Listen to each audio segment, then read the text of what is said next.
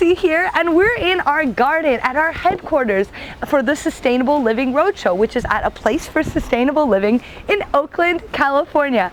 This is our garden. It's so beautiful. It's 2,500 square feet of gorgeous vegetation and an herb spiral and a greenhouse and all sorts of great things. We even have chickens in the back.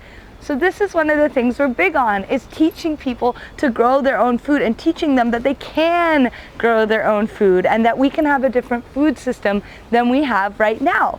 And right up the road in Berkeley is a great urban farm called Urban Adamah, which is a perfect example of the sort of things that we want to teach. And they teach about food access and really try and change it. So why don't we go check it out?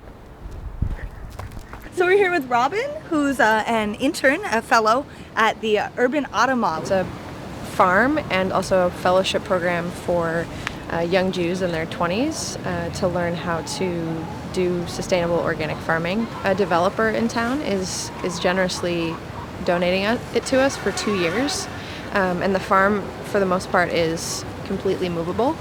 We've designed in such a way that we can take all of our raised beds, they're called pallet beds, and take them with a jack lift and put them on the back of a truck and move to another site. The biggest issue with hunger is not actually food shortage, but food access.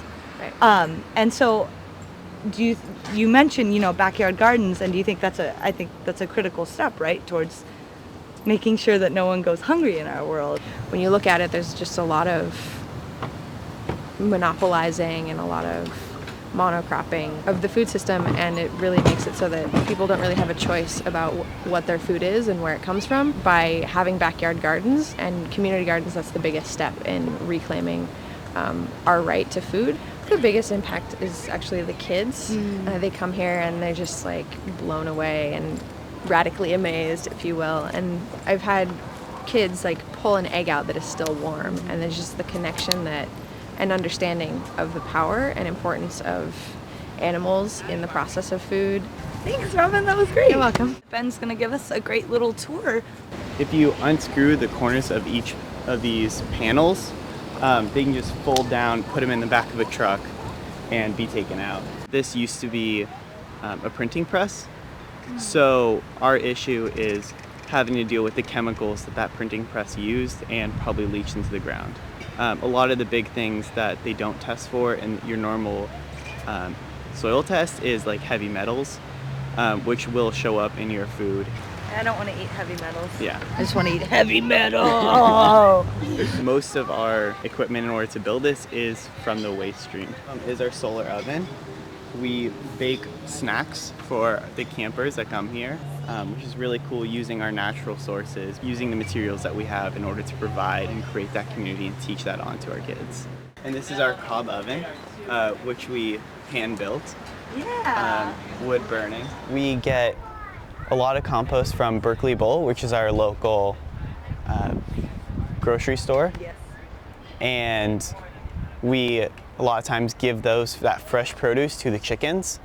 The chickens have a good time. We use their manure in our compost, recycle that in, brush it through, and bring it back into our system. I can smell it. It smells great. It's too bad you can't. Most of our food goes to two sources. We have a church next door who has a communal meal every Saturday, and we're helping them bring that into their diet of local organic food and the importance of that in their diet. Yeah. The other place that we give it to is Long Life Clinic, which is a health clinic nearby. We give it to them as a preventative medicine. Food is a medicine, and we want them to get the access that they need in order to prevent a lot of these illnesses that are affecting people without health care. We realize that organics are expensive in the market nowadays, and the importance of it is so strong that we're willing to work here for 3 months, 2 years, whatever it takes in order to get people the food that they deserve, that they need.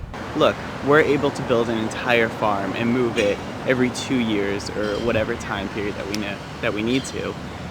Here's methods in order for you to go ahead and do something yourself in order for you to grow and create a permanent answer for yourself. So here we have a tangible example of an urban farm, something that aims to do what lots of community gardens also aim to do, bring in community and educate them so that people can start taking back the food system.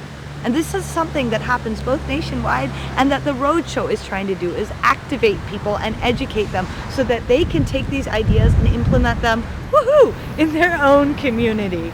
So as we go across the country, we'll be aiming to bring these ideas to everyone we meet and educate. Hopefully you can plant a garden with us someday too.